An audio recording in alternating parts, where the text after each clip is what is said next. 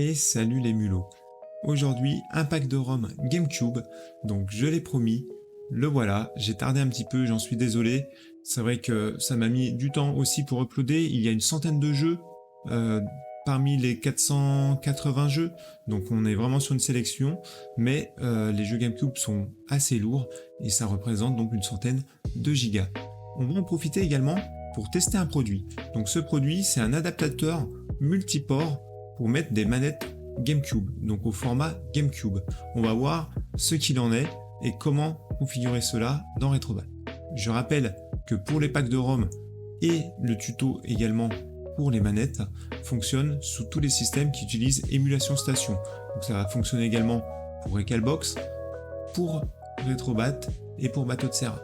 Comme d'habitude également, les fichiers sont fournis avec les images et les vidéos. Par contre, je n'ai pas mis celle du full set parce que cela représentait un poids trop important. Allez, on commence directement par le test de cet adaptateur pour manette GameCube. Donc, cet adaptateur, voilà, c'est un produit que j'ai commandé sur Amazon, qui se présente comme ceci. J'espère que vous allez bien le voir. Mais donc c'est un multiport qui va pour les manettes GameCube. Donc c'est bien indiqué. Alors, je suis désolé, ça va être à l'envers, mais c'est bien marqué GameCube adaptateur. Il y a deux ports, deux fiches USB. En fait, il y en a une qui l'alimente et une pour les pilotes, pour contrôler le produit. Vous raccordez ces deux ports sur vos prises USB, même du 2.0 en fait, ça va suffire. Et vous allez pouvoir profiter de vos manettes GameCube. Donc, je vous montre, c'est bien une manette GameCube officielle. Donc la vraie que j'ai eue avec ma console. Ah. Et le port GameCube. Ok. On va brancher tout ça et on va voir ce que ça dit directement. On en profitera du coup pour jouer au jeu du pack de ROM et vous montrer ce que je vous ai mis comme surprise à l'intérieur. Donc une fois raccordé, il doit vous indiquer, il doit vous mettre GameCube contrôleur adapteur. Ok. Donc voilà. Une fois qu'il vous a mis ça, vous pourrez démarrer Retrobat et vous pourrez utiliser votre manette comme une manette classique. Donc la voici, je vous la remontre, c'est bien une manette donc de GameCube officielle. Et on va démarrer ça avec un ordinateur. Donc là, on est dans Retrobat. Donc juste, je vous montre, mais là ça fonctionne. J'appuie bien sur le joystick. Par contre, ce que je vous conseille malgré tout, c'est de faire Start, d'aller dans Paramètres des manettes, configurer une manette. Ok, et là il vous dit maintenant appuyez sur un bouton pour configurer la manette. Donc là il m'a bien mis GameCube contrôleur et on va pouvoir les définir. Donc la seule subtilité, c'est qu'il ne va pas reconnaître le pad directionnel. Il va falloir utiliser le joystick comme un pad directionnel. Donc on va utiliser le joystick de gauche, haut, bas, gauche, droite. Ici le Start, on va mettre Start. Le Select, on va utiliser le bouton Z. Le A, le B, le X, le Y. Donc ici, pad de gauche, comme on a déjà utilisé notre joystick, on va laisser appuyer sur un bouton pour passer les deux commandes. Par contre, le pad de droite, on va utiliser le pad C. Donc un coup, on le met vers le haut. Alors n'hésitez pas, voilà. Et un coup, on le met vers la gauche. Et le hotkey, on va utiliser le bouton Z. Donc ici, ça nous permet tout simplement de naviguer dans les menus. Par contre, si tu veux régler l'émulateur GameCube, il faudra aller le régler directement. Donc ce qu'on va faire, si tu utilises Dolphin, que je te conseille, c'est d'aller dans l'onglet Retrobat, puis on va aller choisir Dolphin, et quand tu vas le démarrer, en fait ça va te permettre d'accéder au réglage de l'émulateur en question. Tu peux faire cela pour les émulateurs qu'on appelle standalone, donc c'est-à-dire les émulateurs qui ne sont pas intégrés nativement, donc qui ne sont pas en gros RetroArch. Donc ici, on a un onglet manette. Donc je vais te montrer ça. Voilà. Donc ici, tu vas retrouver plusieurs réglages. Il y a des choses très simples. J'ai déjà montré dans ma vidéo précédente comment mettre les graphismes justement sur Dolphin, etc. Donc je t'invite à regarder la vidéo qui concerne la comparaison de l'émulateur Dolphin par rapport à la console GameCube physique. Là, ce qui va nous importer, c'est les manettes. Donc les manettes, on va cliquer sur manette. Ici, on va choisir contrôleur standard pour lui dire qu'on veut émuler un contrôleur standard. On va le configurer. Et on va aller choisir. Donc ici, il nous demande lequel. Donc là, c'est le GameCube Controller Adapter. Le 0, alors il y a une petite subtilité aussi, hein, vous avez 4 ports. Donc le 0, c'est le premier port, le 1, c'est le deuxième port, le 2, c'est le troisième port, et le 3, le quatrième port. Donc on va mettre celui-ci. Et si ça ne marche pas, comme là, il ne le trouve pas, ça veut dire que c'est l'inverse. Donc il suffit d'aller chercher celui que vous contrôlez. Donc ici, quand j'appuie sur A, ça m'indique bien un bouton. Quand j'appuie sur B, ça m'indique bien un bouton. Quand j'appuie sur X, pareil. Y, pareil. Le Z, pareil. Le Start. Donc, pour la croix directionnelle, ici par contre, il va nous les reconnaître. Donc on aura juste à appuyer sur le vrai pad directionnel. Alors des fois, c'est un petit peu capricieux. Donc on fait pareil pour le stick C. Hein. Donc les modifs, par contre, ne touchez à rien. Au pire des cas, de toute façon, vous ne pourrez pas le faire. Je vous conseille de faire un étalonnage par la suite. Même chose pour le C. Vous allez voir que comme la course est une course qui ressemble beaucoup à la vraie manette GameCube, elle est assez courte. Donc lui, il faut qu'il puisse savoir que vous avez un joystick à course assez courte. Si j'avais pris ma manette de 360, vous verriez qu'elle arrive à faire tout le tour vraiment du carré. Ici, pareil, le L, le R. Je vous invite à les mettre de la même manière. Voilà.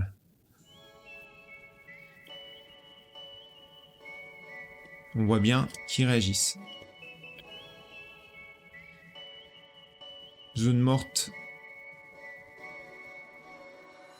Hop. Vous le réglez jusqu'à temps de revenir à 0. Ça vous permettra de ne pas faire en sorte que votre joystick soit appuyé. Voilà. Il y a un vrai delta. Voilà, c'est une vraie gâchette. C'est-à-dire que plus je vais appuyer, plus je vais atteindre le maxi de la gâchette. Donc ça nous permet d'avoir une vraie gâchette comme sur les nouvelles consoles. Et ça, c'est vraiment plutôt cool. Ensuite, ici, je peux lui mettre un nom. Je vais lui mettre GameCube. Et je sauvegarde. Je peux fermer. Toc.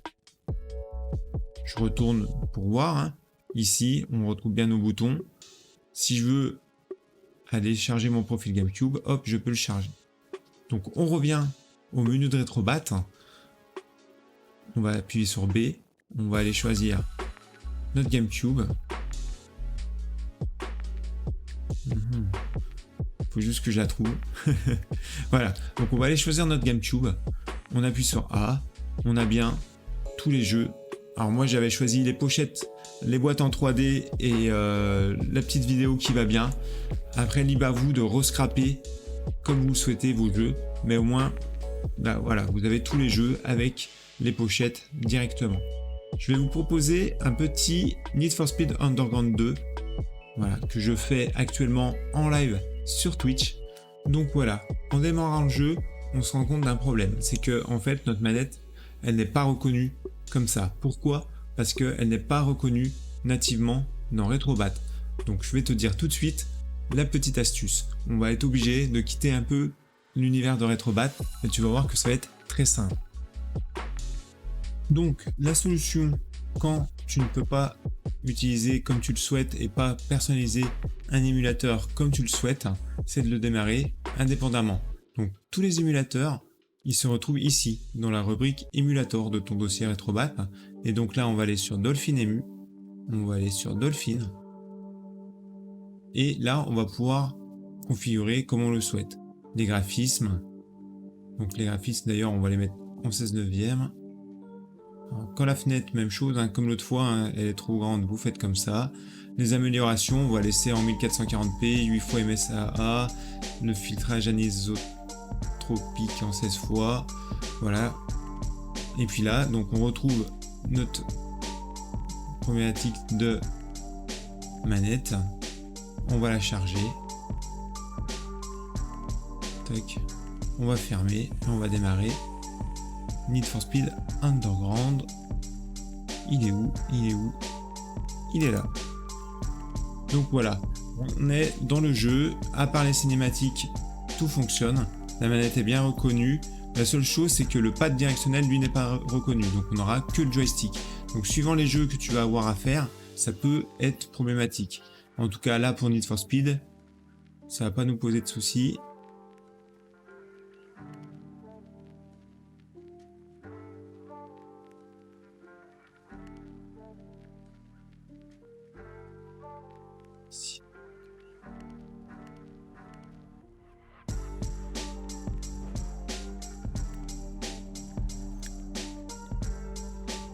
Donc voilà, on est dans Need for Speed Underground 2, on a la résolution qui a été améliorée, c'est vrai que franchement ça rend tout joli, le jeu est très beau comme ça, moi je trouve. Le seul problème c'est que la manette, elle ne reconnaît pas les pads directionnels. Et là, dans Need for Speed, on en a besoin, donc il n'y en a que certains qui vont marcher, en fait il y a celui du bas, mais le droite, gauche, haut ne fonctionne pas, et donc on ne pourra pas utiliser le GPS par exemple dedans. Et alors je sais pas si ça vient de la manette en elle-même ou en tout cas le reste fonctionne très très bien, les gâchettes etc, le joystick, on retrouve les vraies sensations du coup d'une manette GameCube avec la qualité d'image d'une d'un jeu plus récent, et ça franchement c'est vraiment plutôt sympa, donc ça marche très très bien. La gâchette là si je laisse s'appuyer un tout petit peu, ça avance tout doucement. Si j'appuie plus fort, franchement, ça marche très bien. C'est vraiment... moi, je trouve que pour jouer, c'est quand même un gros plus. Le seul truc qui m'embête, c'est cette histoire de direction. Donc, ce que je vais faire, je vais tester avec les manettes génériques, vous savez, que j'avais acheté l'autre jour, de Amazon. Je vous retrouve tout de suite. Donc là, j'ai réétalonné avec la manette Amazon, type générique. Et je m'aperçois qu'en effet, ça venait de ma manette GameCube, qui doit être défectueuse. Je l'ai même pas testé en fait en réel. Et là, j'ai bien pu sélectionner mes croix directionnelles, gauche et droite. Donc si vous avez le souci, j'ai également changé de port. Donc voilà, essayez de changer des fois de port. Peut-être ça peut aussi venir de vos manettes. Donc voilà, n'hésitez pas. Je vous ai mis le lien pour les manettes Amazon dans la description ci-dessous, donc n'hésite pas, tu verras que tout fonctionnera correctement. Donc voilà, on a repris le jeu avec notre manette de GameCube Amazon, avec l'adaptateur Amazon, et donc là, on a bien les messages, on a bien le GPS, on peut utiliser les pads directionnels, on peut utiliser le joystick, on peut faire ce qu'on veut. Si j'appuie tout doucement sur la gâchette, voilà, alors ça pareil, les angles morts, les zones mortes et les seuils de déclenchement, tout ça vous pouvez le régler de toute façon à votre guise dans Dolphin. Et là, du coup, on retrouve une manette qui pour le coup fonctionne très bien, qui a le joystick qui est vraiment comme celui de GameCube, c'est-à-dire avec un déplacement court. Moi ça j'aime beaucoup. Et les gâchettes qui restent réactives suivant comment on va appuyer dessus. Voilà, donc comment retrouver GameCube avec les bonnes manettes, avec la qualité. On va être obligé de passer par un adaptateur. Si votre manette GameCube originelle, ça ne fonctionne pas, tentez celle d'Amazon. Vu le prix, vous n'en risquez pas grand chose. Et au moins, vous aurez une image qui est améliorée et ça vous permettra de retrouver des jeux. Le seul problème, ça va être les cinématiques. Donc là, on va tenter sur le F0GX, qui est pareil, un jeu qui était très très beau pour l'époque.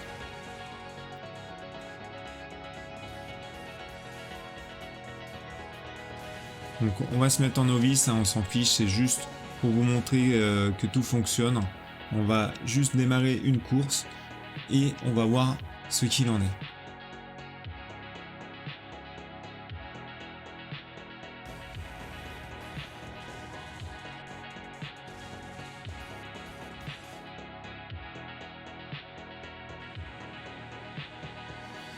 Donc voilà pour le jeu se lance. Vous verrez pareil les graphismes, une fois remis en 4K, C'est vraiment très très très très sympa, notamment sur un jeu comme F0. Alors, il peut y avoir quelques petits lags, à vous de voir si c'est vraiment gênant, bah vous mettez une définition un petit peu en deçà, mais moi je trouve que ça reste quand même très très bien jouable, avec tous les filtres activés, et le jeu est magnifique.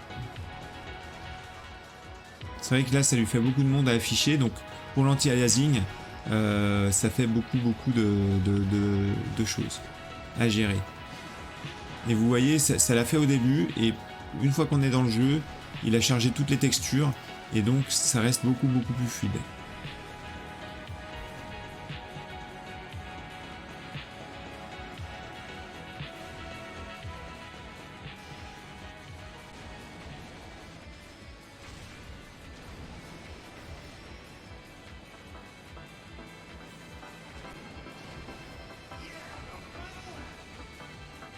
Hop, on fait juste une course, c'est pour vous montrer que tout fonctionne bien.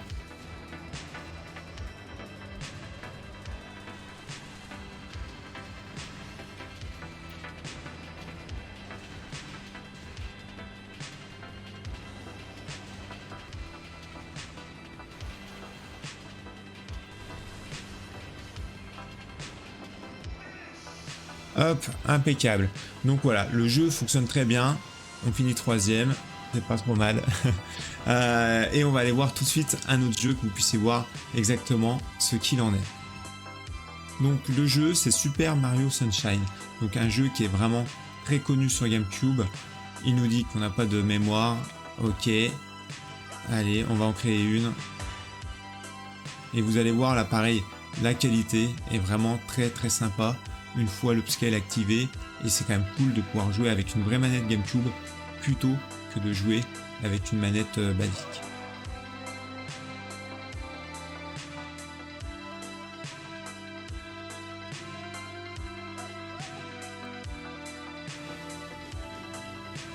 Donc je vais juste vous laisser la cinématique un petit peu, et après on passera directement sur le jeu en coupant. Je suis désolé, mais comme ça vous évite d'avoir toute la cinématique. C'est juste que vous puissiez avoir un bout de l'image en cinématique et un bout de l'image en jeu pour vous rendre compte de la qualité.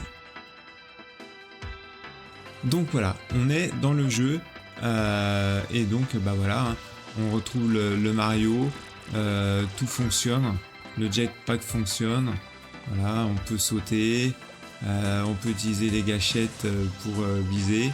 Et c'est vrai que c'est quand même beaucoup plus agréable. Moi j'avais essayé de le faire avec la manette de Xbox, et on retrouve pas du tout la jouabilité qu'on peut avoir en ayant directement la manette de GameCube. Donc voilà. Et là on bénéficie malgré tout des graphismes plutôt sympas, de l'upscale, de Dolphin. Vous pouvez vraiment régler comme vous le souhaitez. Voilà pour Mario. Donc voilà, et le dernier jeu, ça va être Zelda The Wind Waker. Donc vraiment pareil, un jeu très beau graphiquement. Là, avec l'upscale, franchement, le cel shading rend très bien. Ça fait vraiment des beaux personnages, des beaux effets. Et voilà, je l'apprécie particulièrement. Donc n'hésitez pas également, vous allez pouvoir le refaire, il est bien sûr inclus dans le pack, comme une centaine d'autres jeux. Donc je vais pas vous... voilà, je vous montre juste un peu les graphismes, c'est juste pour vous montrer que aujourd'hui on peut faire de l'émulation GameCube, qu'avec une manette GameCube ça fonctionne. Alors si ça ne fonctionne pas avec la manette originale, tentez le coup de prendre une manette Amazon avec l'adaptateur. Mais franchement, ça sera beaucoup plus jouable, je trouve, qu'avec une manette type GameCube sur USB ou une manette de 360 comme j'utilisais précédemment. Donc voilà pour le test. On a pu voir que l'adaptateur Amazon fonctionne, que j'avais des soucis avec ma manette GameCube originelle, mais au moins ça vous permet de voir que quand vous rencontrez des problèmes de configuration de manette, ou d'émulateurs qui ont du mal à se lancer directement depuis Retrobat. Ça peut être aussi parce qu'on a mis à jour l'émulateur et que des fois la liaison ne se fait pas, donc on ne rejette pas la faute sur Retrobat, bien entendu. Ça peut aussi être dû aux évolutions qu'on a fait. Par contre, le plus simple, à ce moment-là, c'est d'aller le lancer directement à côté. On a vu que la manette c'était très simple à configurer, que les jeux se lancent bien. Vous avez une centaine de jeux, j'ai envie de dire, donc amusez-vous. Surtout, si tu as aimé ma vidéo, n'hésite pas à t'abonner, à activer la petite cloche qui va bien. Et je te rappelle également que tu peux me retrouver ici sur tous les réseaux sociaux, sur Twitch, sur Instagram, sur Facebook et sur Twitter.